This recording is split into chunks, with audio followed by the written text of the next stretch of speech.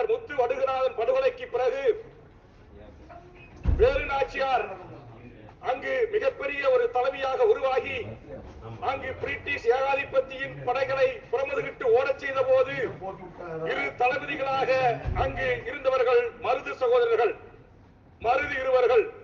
சிவகங்கை சீமையில் அந்த மருது இருவர்களுக்கு மிகப்பெரிய சிலைகளை உருவாக்கி அந்த மணிமண்டபம் அமைக்கப்பட்டு அந்த வீரம் சிறந்த விடுதலை போராட்ட மாவீரர்களை உலகம் முழுவதும் வாழ்கின்ற தமிழ் மக்களுக்கும் ஏனைய சமூகங்களுக்கு எடுத்துச் செல்கின்ற நல்வாய்ப்பை உருவாக்க வேண்டும் என்று எமது தமிழக வாழ்வுரிமை கட்சியின் இளைஞரின் சார்பாக அதனுடைய தலைவர் அருமை தம்பி என் முருகானந்தன் அவர்கள் 1,00,000 தமிழ் இளைஞர்கள் மத்தியிலே தன் ரத்தத்தால் கையொப்பமிட்டு முதலமைச்சர் அவர்கள் கைகளில் அளிப்பதற்கான ஏற்பாட்டை நாங்கள் செய்து வருகிறோம்.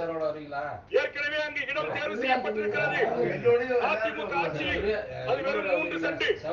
உலகத்தையே திரும்பி பார்த்து வைத்தவர்கள் 1800களில் இந்தியாவின் விடுதலை போராட்டத்திற்கு முதலில் களம் கொண்டவர்கள் 801 இன்றைக்கு பிரேரம் செய்து போரிடுவதற்கு தயாரானவர்கள் ஏனைய பாளையக்காரர்களின் குழந்தை மன்னர்களையும் தன்னகத்தில் கொண்டு ஆட்சி செய்த அந்த மன்னர்களுடைய வாழ்ந்த அந்த இடம் அவர்கள் அமைக்கப்படுகின்ற மணிமண்டபம் அவர்கள் கலைஞரும் தளபதியும் இன்றைக்கு சேர்ந்து வரலாற்று தொகுப்புகளை உலகம் முழுவதும் கொண்டு சேர்ந்திருக்கிறார்கள் அல்லவா?